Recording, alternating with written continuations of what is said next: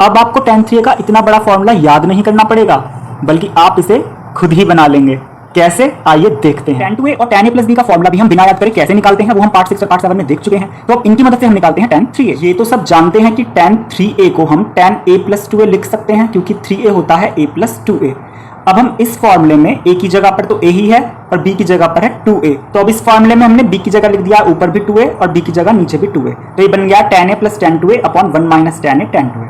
अब हम ऊपर और नीचे tan 2a का ये वाला फॉर्मूला अप्लाई कर देंगे। तो हम tan 2a को लिखेंगे 2 tan a upon 1 minus tan square a, ऊपर भी और नीचे भी। अब हम ऊपर वाले न्यूमरेटर को सॉल्व करेंगे और नीचे डिनोमिनेटर को भी सॉल्व करेंगे। तो इसके अपॉन में क्या होगा 1, तो हम इन दोनों का एलसीएम लेंगे। इसी तरीके से इसके अपॉन में भी क्या होगा 1, यहाँ tan a की और 2 tan a की मल्टीप्लाई होकर हो जाएगा 2 tan स्क्वायर a। तो सबसे पहले हम ऊपर वाली टर्म का लेते हैं एलसीएम का, और 1 माइनस tan स्क्वायर का एलसीएम आएगा 1 माइनस tan स्क्वायर। अब 1 का इसमें डिवाइड करेंगे तो यही आएगा 1 माइनस tan स्क्वायर। तो हम इसकी मल्टीप्लाई कर देंगे ऊपर वाले tan। हमने इस 1 माइनस tan स्क्वायर की मल्टीप्लाई tan में कर दी है, तो ये हो गया है tan into 1 minus tan square. अब ये वाला प्लस लगेगा यहाँ पर, और ये 1 माइनस tan स्क्वायर से ये 1 माइनस tan स्क्वायर कैंसिल हो जाएगा, तो ऊपर क्या बचेगा सिर्फ 2 tan a। तो यहाँ पर लिखेंगे प्लस 2 tan। तो यहाँ पर हो गया प्लस 2 tan a। तो जैसे हमने ऊपर वाली टर्म को एलसीएम लेके सॉल्व किया, वैसे ही हम इस नीचे वाली टर्म को एलसीएम लेके सॉल्व करेंगे। इस 1 का और इस 1 माइनस tan स्क्वायर का हम फिर से एलसीएम लेंगे। तो यहाँ पर हम पहले तो अपॉन का साइन लगाएंगे, फिर उसके बाद 1 का और 1 माइनस tan स्क्वायर का एलसीएम लेंगे। तो फिर से क्या आएगा यहाँ पर 1 माइनस tan स्क्वायर, यहाँ पर आएगा 1 माइनस tan स्क्वायर। 1 का डिवाइड करेंगे 1 माइनस tan स्क्वायर में, तो जो 1 माइनस tan स्क्वायर बचेगा उसकी 1 में मल्टीप्लाई होगी, तो कितना आएगा 1 माइनस tan स्क्वायर।